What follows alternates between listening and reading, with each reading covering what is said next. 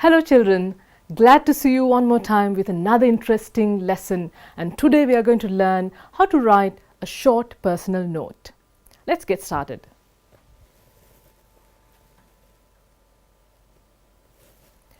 Right, now you make sure that you copy this grid onto your notebook. We are going to start this lesson with a small activity, and also I would like to remind you that today's lesson we are going to make use of the workbook. So please make sure that you are seated right in front of your TV sets with your workbook in hand. Right? Okay, look at this grid here and observe it carefully and see what you can see there. I'm going to show you a note in a short while, and you're going to read the note and derive all this information from the note itself. We have the date, that is the first column, the sender, receiver, and the message. You know who a sender and a receiver is. A sender is the person who sends the message, and the receiver is obviously the person who is receiving the message. Right, are you ready to read the note? Remember these titles, remember the facts you have to derive from the note. Keep that in mind, and I'm going to the next slide now. Here's the note. Read it very carefully and see what information you have to derive from this note. Let me remind you the date, sender, receiver, and the message. Read it very carefully. I can help you with that. 2nd May 2020. Prasad, I can't come to school today as I'm sick. I'm sending my English assignment with this. Please hand it over to our English teacher, Ravindu. You can see where Ravindu's name is, so it's clear that Ravindu is the one who has written the note in order to convey a message to Prasad. Hope your grid is full now. Let's check that out. Right, the date 2nd May 2020, you are right. Sender Ravindu, and the note is received by Prasad, and the messages go as this: not coming to school today, sick, hand over the assignment to the English teacher. There is a reason he is giving why he is not in school, and also he is making a request as well. Right, let's discuss this further. This is the note, and when you observe these children, you can clearly understand that we have written only the date here. Usually when you write a letter, you know that we include the sender's address there. If it is a formal letter, an official letter, you include even the receiver's address there. But here we don't see the address, we have only the date. Right? So these are things which you have to remember when you write a note, because notes are written between people who are known to each other very closely, maybe between two friends, family members, likewise. So we always keep it less formal. Let's observe this. This is how the date appears. Let's move on to the next word, Prasad. Here we are not writing my dear friend Prasad. Oh dear Prasad, nothing is needed, because Prasad is a very good friend of Ravindu's. So as soon as Prasad reads this note, he knows that okay, this is from my buddy, from my friend. So Prasad will not feel bad because Ravindu has not written dear or whatever in front of his name. So this is the speciality of a note, right? And the message. You know that there is so much Ravindu is trying to convey, but everything is put in a nutshell. I mean, everything is said briefly. I can't come to school today as I'm sick. I'm sending my English assignment with this. Please hand it over to our English teacher. He's not asking, how are you doing? How is everyone at home? Have you done the homework? Why didn't you? Nothing is asked, just the message is conveyed. Okay, keep everything in mind. Okay, and also when Ravindu is signing, he has signed only his name, not even his surname, because when he says Ravindu, Prasad obviously knows it is Ravindu, his best friend or his close friend or his classmate. He doesn't have to write Ravindu Ratnaik or Ravindu Fernando to show who he is, right? Okay. And another fact you have to remember here is, children, use of contracted forms. You don't have to say I cannot come or I am sick. You can simply say I can't come and I'm sick. You can jolly well use the contracted forms or short forms when you're writing notes. All right, now I'm going to test your memory. Look at this format. See whether you can fill these boxes. Recall the grid I gave you in the earlier. What should come inside this one? You remember? And what goes there? Okay, in the middle and here. Just 4 facts which you have to bring in together in order to write your note. Just a simple task, children. I hope you were able to recall whatever we discussed a few minutes ago, and I hope your grid is filled now. Let's check that out. Yes, date, receiver, message and the sender. So this is the structure you have to keep in mind so that it will be easier for you to gain more marks when it comes for your O-level examination, because this is one of the easiest questions you find in your question paper. Right, we have some more work now. Let's see how we are going to prepare yourself when you see a question in your O-level examination paper. I would like to give you a few tips, children. You just ask these two questions as soon as you read your question. To whom, what do you write? Remember, to whom, what do you write? Okay, this is how your question is going to appear. Read it carefully and see whether you can find answers to these two questions.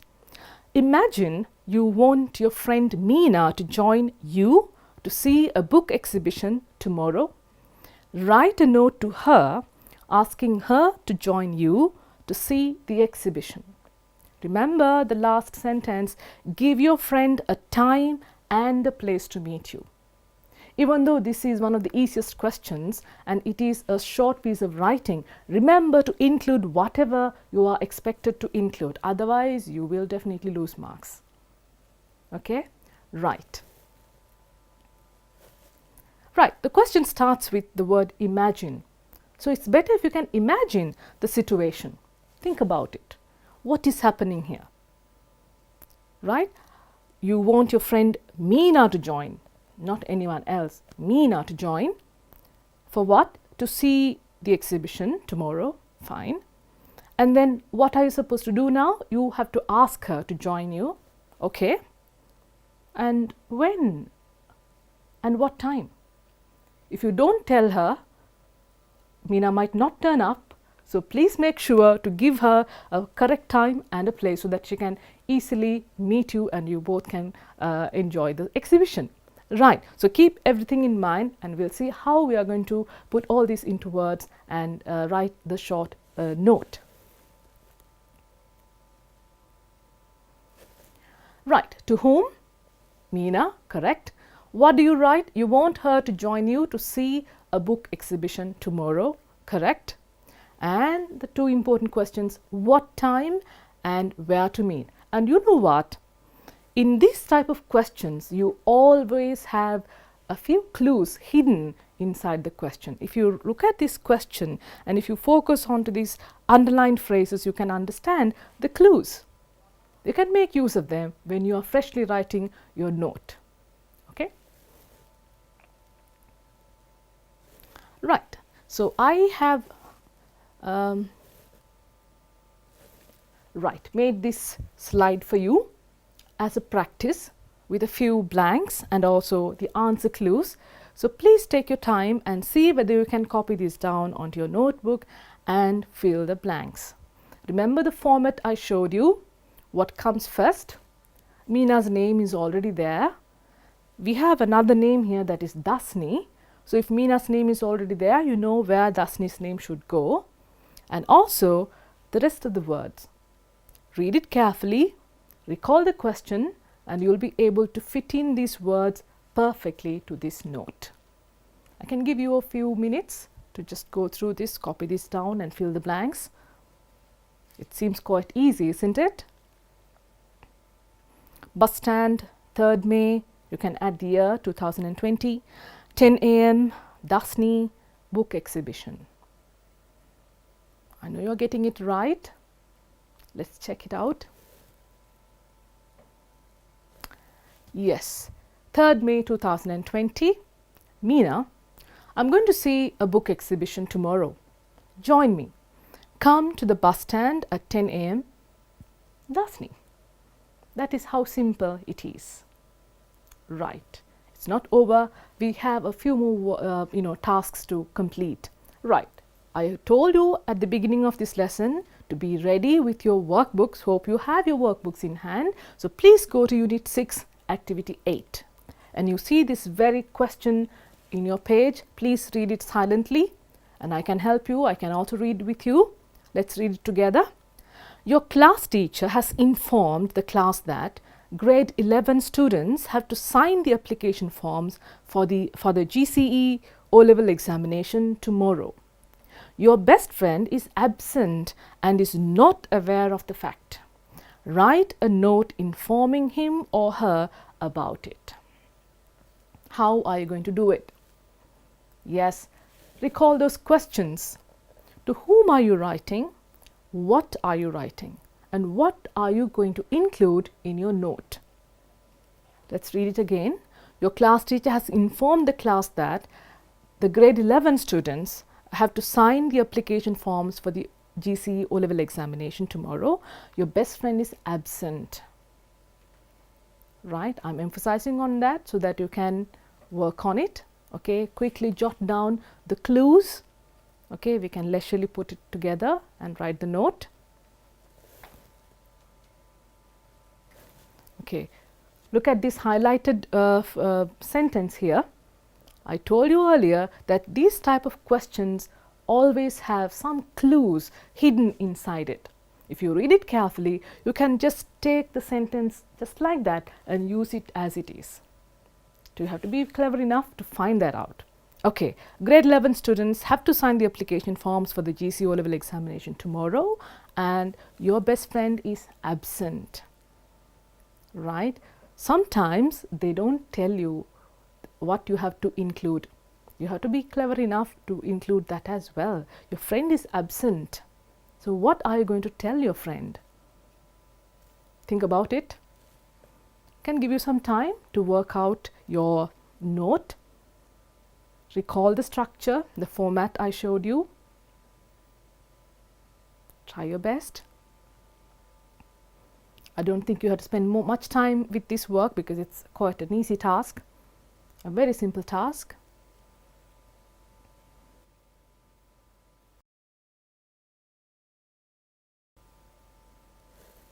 Yes, I have used two random names. You can use any name you like, Kalana and Callum. 2nd May 2020, any appropriate date you can use. Right, look at it. As I told you, I have used the exact sentence from the question. The grade 11 students have to sign the application forms for the GCE O-level examination tomorrow. Okay, that very sentence was taken from the question itself, children. And then this is what I have included because I told you that your friend is absent. So what I'm doing is I'm asking the friend to come to school tomorrow. So you have to come to school tomorrow, or you can simplify it. You can say be present in school tomorrow, or you can also say don't get absent tomorrow. Okay, anything you can say to that effect, but make sure you are going to say it briefly because this is a note. It can't be lengthy, right? Okay, so this is activity 1, and then I think you have another activity. Let's check that out as well, children. Yes, the more we write, the more we practice, the more you get familiar with this task, so that you are going to be, very cool about this question when you face your O-level examination paper. Okay, right. This is activity 9. A friend of yours has invited you to his or her birthday party. Write a note thanking him or her for the invitation. Express regret for not being able to attend the party. Give a reason. Read it carefully. There is so much you have to include, briefly though. Okay, please go back to the slides I showed you. Recall them. Recall the structure, the format, and remember what you have to derive from this question.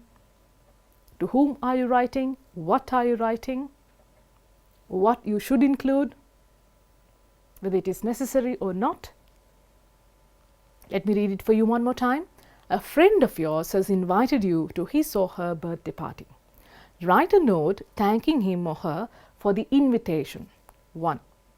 Express regret for not being able to attend the party. 2. Give a reason. 3. Are you going to include only these 3? Make use of your common sense. Your friend has invited you for his or her birthday party. Keep that in mind. So this is how you have to be clever enough to read the question and understand what else you can include in the note to make it a complete note. Right? I can give you some time to draft your note. You can include a date, any interesting names as you wish. You can jolly well use your name as well. You have already written one complete note and another task with fill in the blank activity. So I don't think that this activity is going to be difficult and it is going to take much time. And I can feel that you have now got interested in this particular activity, and I'm sure that you can't wait to see your O-level examination paper. Okay, let's see how it comes out. Right, 3rd May 2020. This time it's Shan and Suren. Suren writes to Shan. Shan, thanks for the invitation, but I'm sorry I can't come as we have planned to visit our grandparents. Anyways, wish you a very happy birthday. Did you notice the contracted forms here? I can't. And also here, even though the question doesn't ask you to wish your friend a happy birthday, you use your common sense and you do wish your friend a happy birthday. So the note becomes a complete note. Right? I read it one more time. Shan, thanks for the invitation, but I'm sorry I can't come as we have planned to visit our grandparents. Anyway, wish you a very happy birthday, Suren. Okay, children, we have come to the end of today's lesson. Hope you enjoyed it. Let me recap it for you. Okay, remember what we did at the beginning of the lesson? I showed you a grid, and remember those 4 facts you have to include in a note: date, sender, receiver, and the message. And also remember that a note is quite informal. Therefore, you don't make it official with a salutation or address or anything else, right? And always make sure that you keep it short. Whatever you write briefly.